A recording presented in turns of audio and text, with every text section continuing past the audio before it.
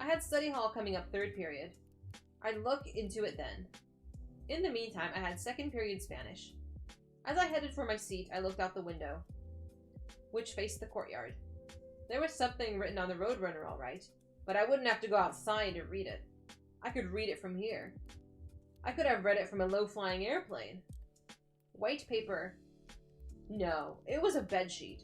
Covered the whole bird. Painted on the sheet in broad red brush strokes was a Valentine heart enclosing the words, Stargirl loves Leo. My first impulse was to drag the Spanish teacher to the window and say, Look! She loves me! My second impulse was to run outside and rip the sign away. Until now, I had never been the target of her public extravagance. I felt a sudden, strange kinship with Hillary Kimball. I understood why she had commanded Stargirl not to sing to her. I felt spotlighted on a bare stage. I couldn't concentrate on my schoolwork or anything else. I was a mess. At lunch that day, I was afraid to look at her. I counted one blessing. I had not yet worked up the nerve to sit with her each day. I kept stoking my conversation with Kevin. I felt her presence. Her eyes. 3 tables to my left. I knew she was sitting there with Dory Dilson, the only friend who had not deserted her. I felt a faint tug of her gaze on the back of my neck. Ignoring my wishes, my head turned on its own, and there she was, smiling to beat the band, waving grandly, and, horrors, blowing me a kiss. I stepped my head back and dragged Kevin out of the lunchroom. When I finally dared to look again at the courtyard, I found out that someone had torn the sign away. Thumbtacks at the corners pinned 4 white scraps of bedsheet to the plywood. I managed to avoid her by taking a different route between classes, but she found me after school, shouting after me as I tried to slink away. Leo! Leo! She ran up to me, breathless, bursting, her eyes sparkling in the sun. Did you see it? I nodded. I kept walking. Well, she was hopping beside me, punching my shoulder. What'd you think? What could I say? I didn't want to hurt her feelings. I just shrugged. Wow, that impressed, huh? She was mocking me.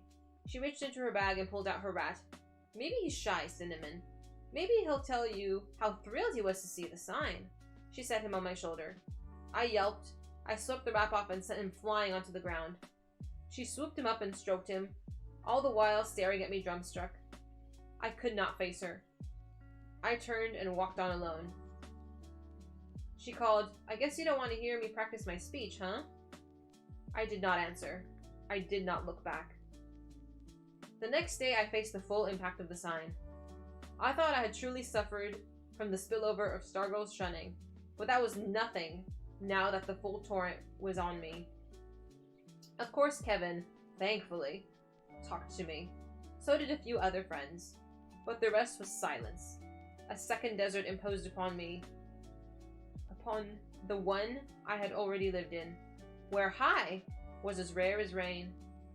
I came to the courtyard in the morning before opening bell, and I saw that there were backs of heads. People shouldering past me, calling others. Doors closed in my face. There was laughter. There was fun. But it skipped over me like a flat stone on water. One morning as I was running a teacher's errand, I saw someone named Renshaw walking across the courtyard. I barely knew the kid, but we were the only 2 in the courtyard.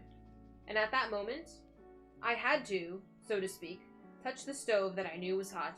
Renshaw, I called out. There was no other voice but mine. Renshaw! He never turned, never wavered, never slowed down. He kept walking away from me, opened a door, and was gone. So what? I kept telling myself. What do you care? You never spoke to each other. What's Renshaw to you?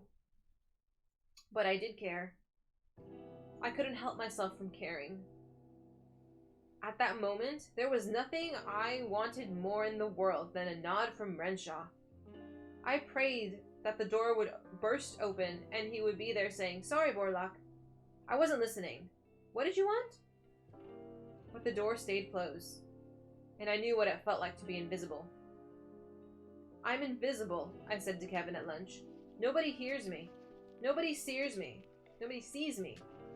I'm the frickin' invisible man. Kevin just looked at his lunch and wagged his head. How long is this going to go on? I demanded. He shrugged. What did I do? My voice was louder than I had intended. He chewed. He stared. At last he said, You know what you did. I stared at him like he was crazy. I badgered him some more. But of course he was perfectly right. I knew exactly what I had done. I had linked myself to an unpopular person.